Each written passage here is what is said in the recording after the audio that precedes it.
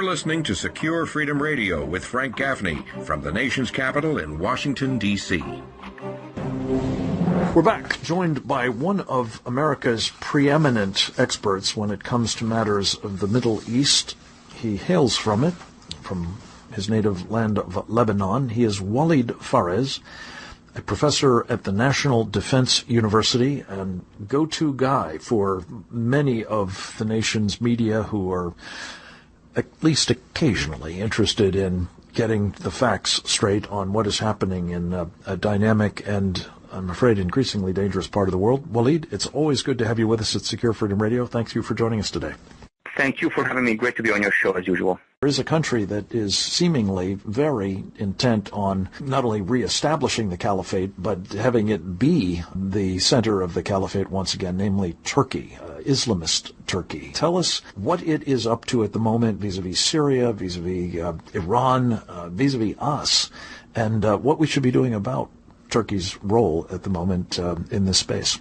I'm glad you asked the question. That would allow me to make a distinction, especially for our audience, between Turkey, the one we knew, you and I, for many decades, the NATO member, the ally of Israel, the ally of the United States, the anti-terrorist Turkey, secular Turkey, and then this AKP government, which basically is Islamist and has gradually since 2002 and increasingly over the past 3 years turned into almost an Islamist foreign policy regime or government. Yes, indeed. And this is not a surprise for those who in Turkey, the seculars, who have been warning about it. I mean, Turkish intellectuals who are secular have been telling us, telling Washington, telling Brussels, the capital of the European Parliament, that, you know, what's happening in Turkey is a long-range taqiyya, T-A-Q-I-Y-A, taqiyya, deflection policy, whereby people thought that the AKP came to do anti-corruption work, which they did.